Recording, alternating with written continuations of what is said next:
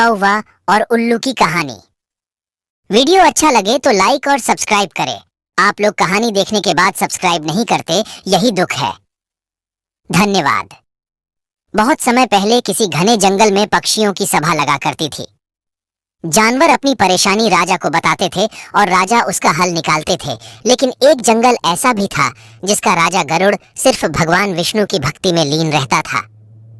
इससे परेशान होकर हंस, तोता, कोयल व कबूतर जैसे तमाम पक्षियों ने एक आम सभा बुलाई। सभा में सभी पक्षियों ने एक स्वर में कहा कि हमारे राजा गरुड़ हमारी ओर ध्यान ही नहीं देते। तभी मोर ने कहा कि हमें अपनी परेशानियों को लेकर विष्णु लोक जाना पड़ता है। सभी जानवरों की दुर्गति हो रही है, लेकिन हमारे राजा को कोई फर्क नहीं पड़ता। उसी वक्त हुदहुद चिड़िया ने एक नया राजा बनाने का प्रस्ताव रखा। कोयल ने कुहू कुहू और मुर्गे ने कुकड़ुकू की आवाज निकालकर इसका समर्थन किया। इस तरह घंटों चली सभा में परेशान पक्षियों ने आम सहमति से एक नया राजा चुनने का फैसला लिया। अब राजा को चुनने के लिए रोज बैठक होने लगी। कई दिनों तक चर्चा करने के बाद सभी ने आपसी सहमति से उल्लू को राजा चुन लिया। नए राजा का चुनाव होते ही सभी पक्षी उल्लू के राज्य अभिषेक की तैयारियों में जुट गए। तमाम तीर्थ स्थलों से पवित्र जल मंगवाया गया और राजा के सिंहासन को मोतियों से जड़ने का कार्य तेजी से होने लगा।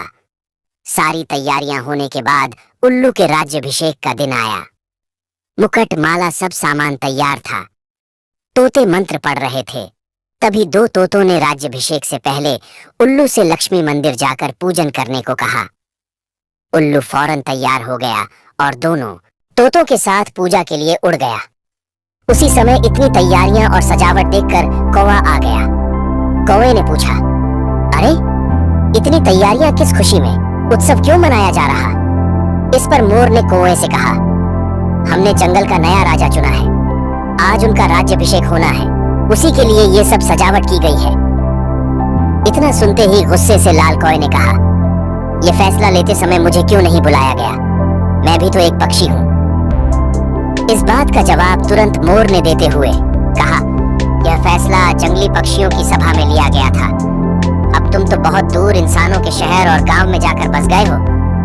गुस्से में काले कौवे ने पूछा, किसे तुमने राजा चुना?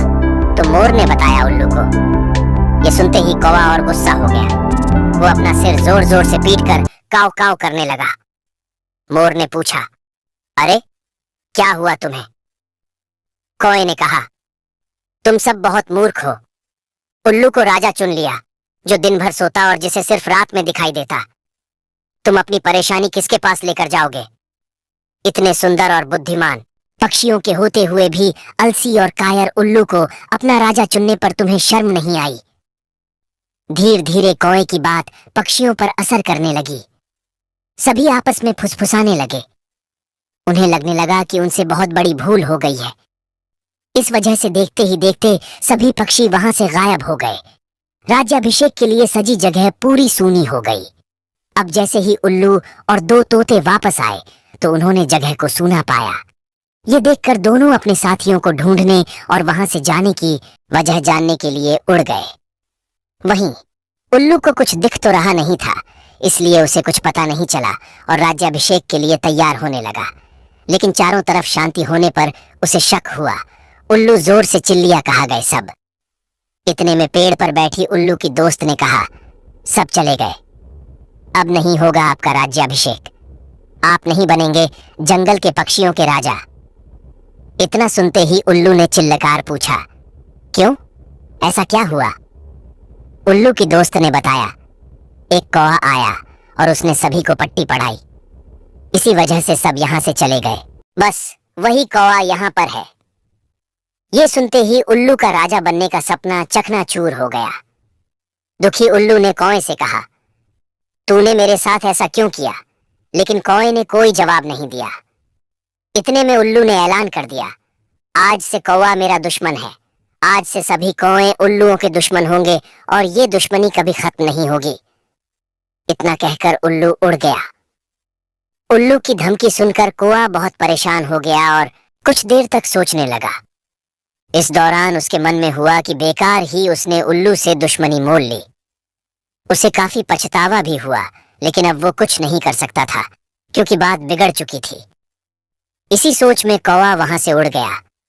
तब से उल्लू और कौवे की दुश्मनी चलती आ रही है, इसलिए मौका मिलते ही उल्लू कौवों को मार देते हैं और कौवे उल्लुओं को। कहानी से सीख, दूसरों के मामलों में हस्तक्षेप करना भारी पड़ सकता है। दूसरों का काम बिगाड़ने की आदत उम्र भर की दुश्मनी दे सकती है, इसलिए अपने काम से काम रखना चाहिए। वीडियो अच्छा लगे तो लाइक और सब्सक्राइब करें। आप लोग कहानी देखने के बाद सब्सक्राइब नहीं करते, यही दुख है। धन्यवाद।